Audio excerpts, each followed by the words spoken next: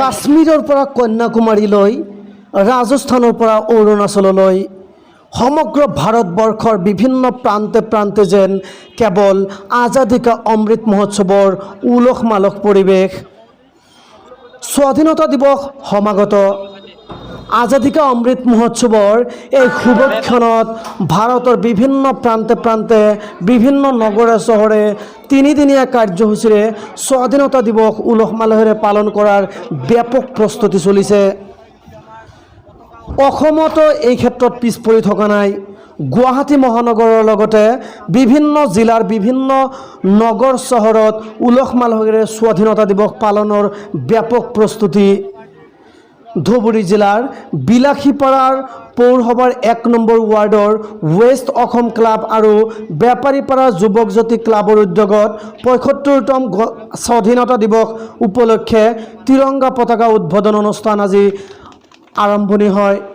বিলাসীপাৰা মহকুমাৰ মহকুমাধিপতি শ্ৰী জয় শিৱানী দেৱৰ উপস্থিতিত আৰু বিভিন্ন দল সংগঠন, ৰাজনৈতিক অৰাজনৈতিক সংগঠনৰ নেতাকৰ্মীৰ উপস্থিতিত মহকুমাধিপতি জয় শিৱানীয়ে তিৰংগা পতাকাৰ শুভ উদ্বোধনী কৰে। ৰাষ্ট্ৰীয় তথা তিৰংগা পতাকাৰ শুভ উদ্বোধনৰ পিছত মহকুমাধিপতি শ্ৰী জয় শিৱানীয়ে মূল্যৱান ভাষণ ৰাখে। ভাষণ প্ৰসংগত স্বাধীনতা দিৱস আৰু আজাদী কা অমৃত মহোৎসৱ তথা প্ৰতিজন ভাৰতীয়ই যে নিজৰ নিজৰ দায়বদ্ধতাৰে স্বাধীনতা দিৱস পালন কৰি ইয়াৰ সগৌৰৱ বজাই ৰখাৰ কৰ্তব্য আৰু দায়িত্ব বুলি তেওঁ মন্তব্য প্ৰদান কৰে। ধন্যবাদ জনাইছো আৰু স্পেশালি ওয়াৰ্ড কমিশনাৰ 1 নম্বৰ ওয়াৰ্ডৰ ওয়াৰ্ড কমিশনাৰ আৰু এটো ওয়েস্ট আসাম হোক মই ধন্যবাদ জনাইছো। ভাল এটা পদক্ষেপ লৈছে। আজি আপোনালোক জানে যে আজি পৰা हर घर तिरंगा मेन जे तीन दिन আছে তো আজি পৰা স্টাৰ্ট হৈছে। ঘৰে ঘৰে তিৰংগা আজি পৰা হোস্টিং কৰাবলৈ স্টাৰ্ট হৈছে।